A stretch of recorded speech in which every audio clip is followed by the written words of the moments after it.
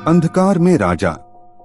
जिले के पुराने गांव में एक हवेली थी जिसे अंधकार हवेली के नाम से जाना जाता था। गांव के लोग इसे डरावना मानते थे क्योंकि रात्रि के समय अनजान आवाजें आने लगती थीं। राज, एक युवक, इस किसान गांव में रहता था। एक दिन उसने अपने दोस्त विक्रम को साथ लेकर इस हवेली में प्रवेश करने का फैसला किया। अंधकार हवेली की पहली नजर में ही अनदेखी और डरावनी जगह थी। वे एक पुराने कमरे में पहुंचे जहां एक वृत्त चित्र था।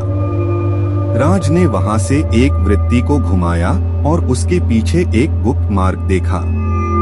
विक्रम ने राज को रोकते हुए कहा, यहाँ मत जाओ, शायद हमें यहाँ आना नहीं चाहिए। लेकिन राज की उत्सुकता बढ़ गई और वह उस गुप्त मार्ग की ओर बढ़ा। वे एक छोटे से कमरे में पहुंचे जहां एक अदृश्य शव था। शव के पास एक पुरानी पत्थर की पुस्तक थी। राज ने वह पुस्तक उठाई और उसे पढ़ने लगा। यह कहानी एक राजा की थी जिसने अपने गांव को शक्तिशाली बनाने के लिए एक विशेष मंत्र का प्रयोग किया था, लेकिन उसकी भूल ने उसे अदृश्य रूप में बदल दिया। विक्रम डर कर बोला, यह वही राजा हो सकता है, हमें यहाँ से जल्दी जाना चाहिए। लेकिन राज उस पुस्तक के अध्ययन से विवश हो गया।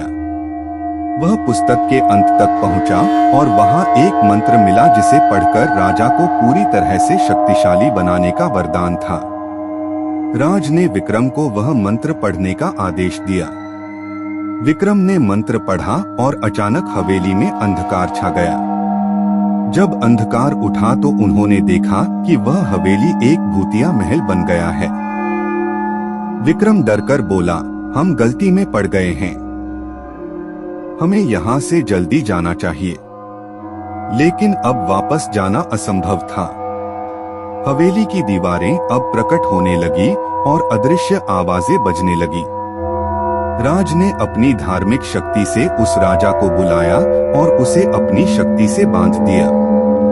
राजा ने मान लिया कि उसने गलती में भूतपूर्व आत्मा को छोड़ दिया था। जब विक्रम और राज वहां से निकले तो वे देखा कि अंधकार हवेली पुनः से एक साधारण हवेली बन गई थी। गांव वालों ने उनका स्वागत किया और वे उन्हें इस अदृश्य शक्ति को प्रसन्न करने के लिए धन्यवाद दिया।